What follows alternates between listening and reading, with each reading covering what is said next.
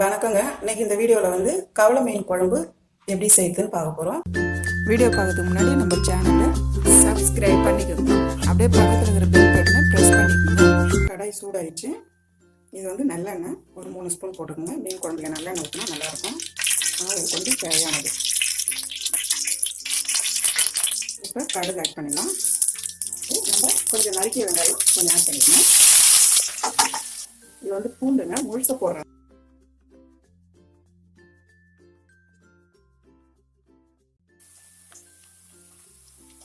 கருவேப்பிலை வந்து பிச்சு போட்டுருவோம். இது வந்து வெங்காயம் தக்காளிங்க, நம்ம வந்து அரைக்க போகிறோம் மிக்சியில். வெங்காயம் தக்காளி அரைச்சாச்சுங்க, நல்லா வதங்கி வச்சு பாருங்க. இப்போ வந்து நம்ம பேஸ்ட் வெங்காயம் தக்காளி அரைச்சி வச்சுருக்கோம் இல்லையா, இதை வந்து ஆட் பண்ணிடலாம். இது நல்லா வதங்கட்டும். நம்ம சால்ட் போட்டுருங்க, சீக்கிரம் வதங்கிடும்.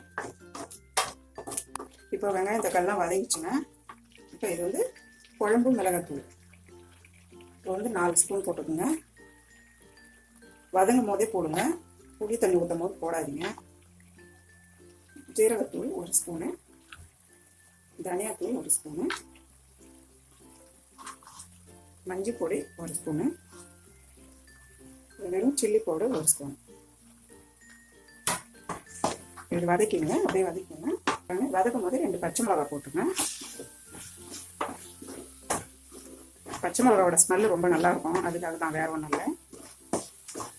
இது கிரேவி ஆயிடுச்சு. புளி தண்ணி வந்து கரைச்சி வச்சுருக்கோம். மீன் குழம்பு கூட ஆட் பண்ண போகிறோம்.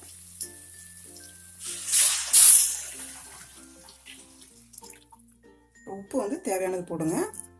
ஏற்கனவே நம்ம வதக்கும் போதே கொஞ்சம் போடுவோம் இல்லையா, அதனால பார்த்து போடுங்க. குழம்பு வந்து 20 நிமிஷம் ஆகுங்க கொதிக்கிறதுக்கு. நல்லா திக்காக வந்துட்டோடனே மீன் போடணும்.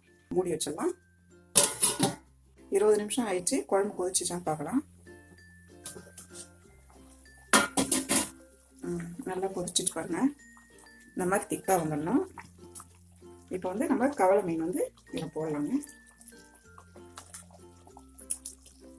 2 நிமிஷம் மூடி வைக்கலாங்க. 2 நிமிஷம் ஆயிடுச்சுங்க. மீன் போட்டு இந்த மாதிரி கொதிக்கணும்.